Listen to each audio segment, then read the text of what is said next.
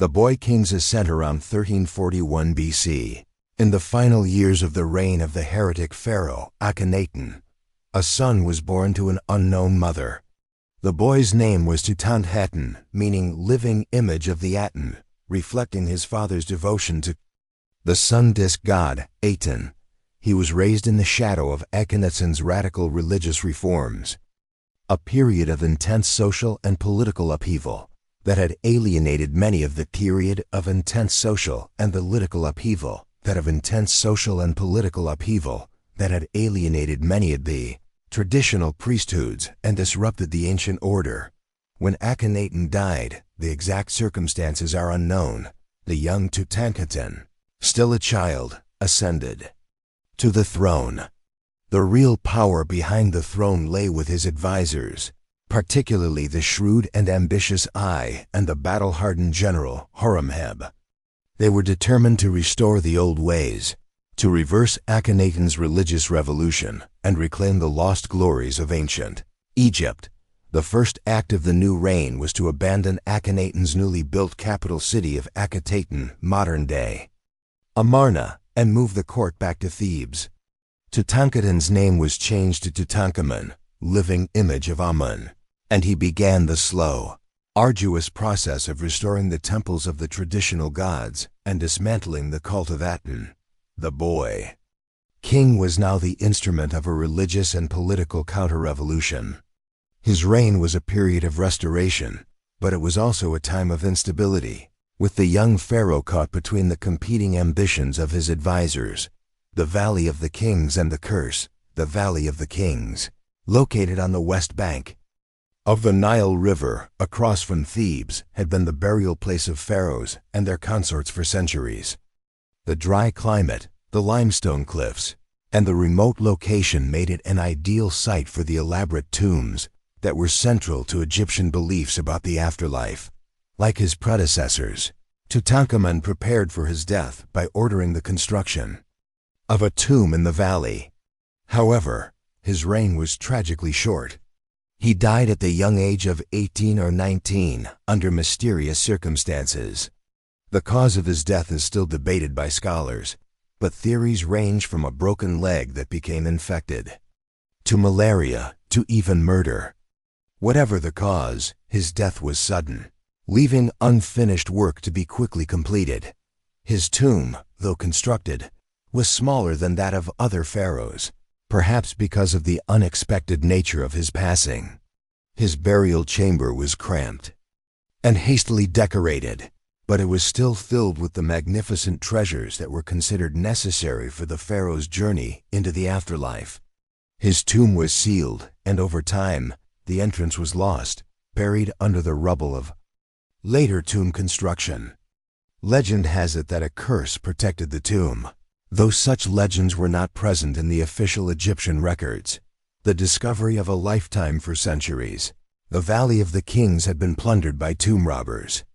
By the early 20th century, most of the pharaoh's tombs had been discovered and emptied. But one tomb remained elusive, the tomb of Tutankhamun. In 1907, the Earl of Carnarvon, a wealthy British nobleman with a passion for Egyptology, hired Howard Carter, a skilled archaeologist, to excavate in the Valley of the Kings. After years of fruitless searching, Carter was on the verge of giving up when, in November 1922, his team stumbled upon a set of steps leading down to a sealed doorway. It was the entrance to a tomb that had been hidden for over 3,000 years. The world held its breath. On November 26th, Carter, with Carnarvon at his side, breached the sealed doorway. Inside, illuminated by candlelight, lay a chamber filled with the most extraordinary collection of ancient treasures ever found. The discovery was a sensation. The contents of the antechamber were so crowded with gilded chariots, statues, chests, and furniture that it took weeks to catalog them. Carter then broke through to the burial chamber, revealing the pharaoh's sarcophagus, guarded by gilded statues.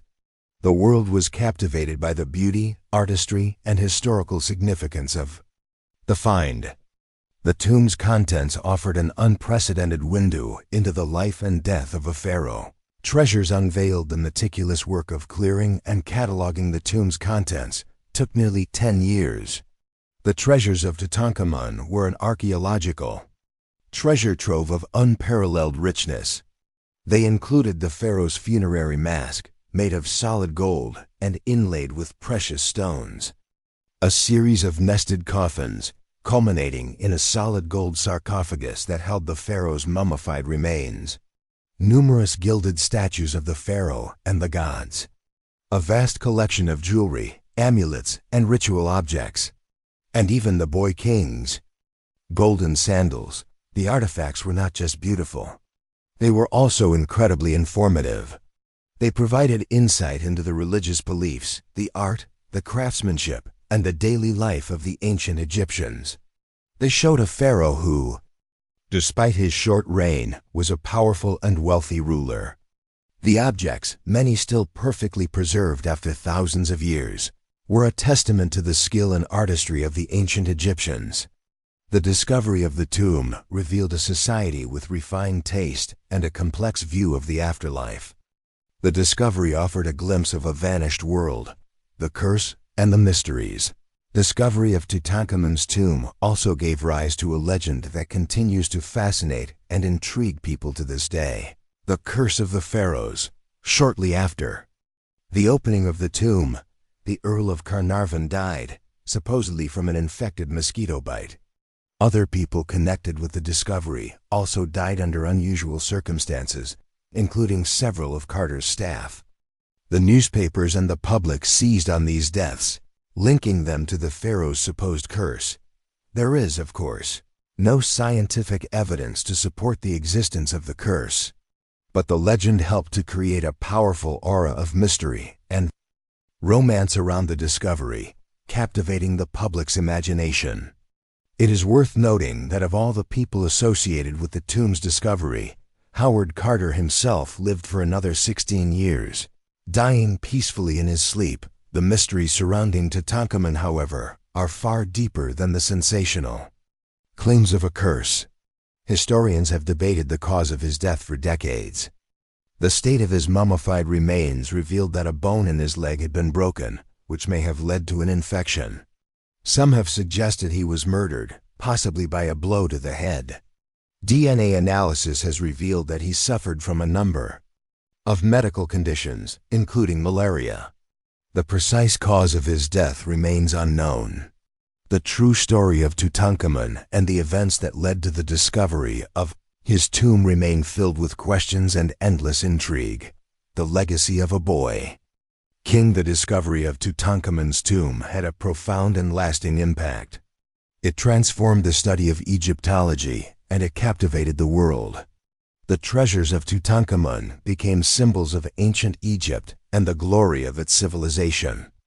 They have been exhibited in museums around the world, drawing millions of visitors and inspiring countless books, films, and works of art. The boy king, who had been almost forgotten by history, became one of the most famous pharaohs in ancient Egypt.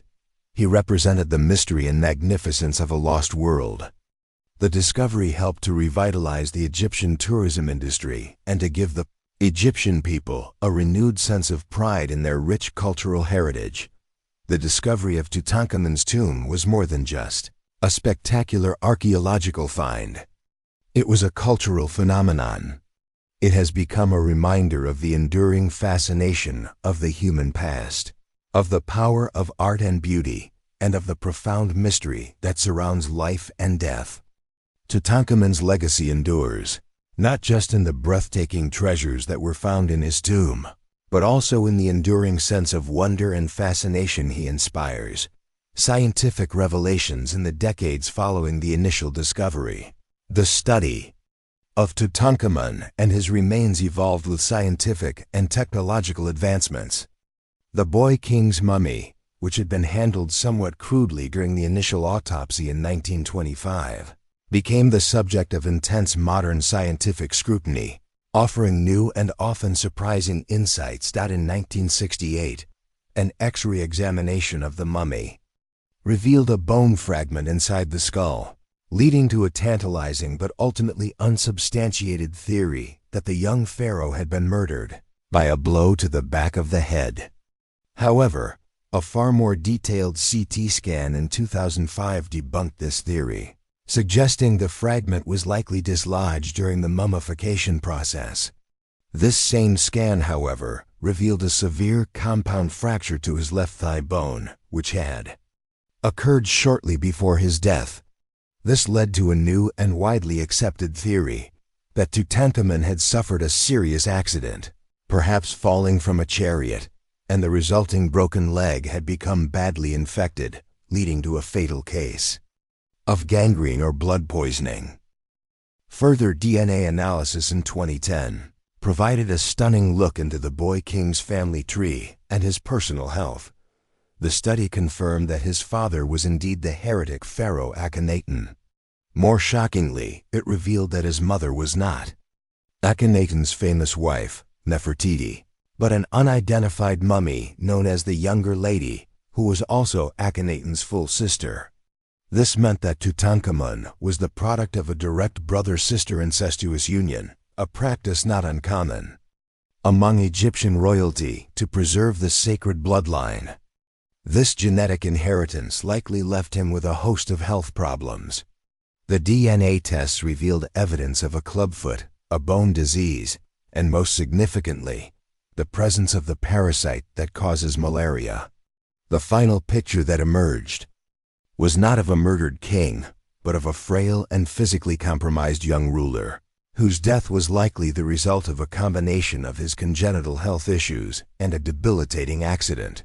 Global icon and a national treasure, the treasures of Tutankhamun, almost from the moment of their discovery, transcended the realm of archaeology and became a global cultural phenomenon. The Tut mania that swept the world in the 1920s influenced everything from fashion and jewelry, design to architecture and film. This global fascination was rekindled in the latter half of the 20th century with a series of blockbuster international museum exhibitions. The Treasures of Tutankhamun Tour, which traveled to several countries, including the United States, the United Kingdom, and the Soviet Union in the 1970s, drew record-breaking crowds. For the first time, millions of people who could not travel to Egypt were able to see the Golden Mask and other iconic artifacts up close. These tours were not just cultural events. They were acts of soft diplomacy that helped to build bridges between Egypt and the rest of the world. For Egypt itself, Tutankhamun became a powerful symbol of national identity and a cornerstone of its cultural heritage and tourism industry.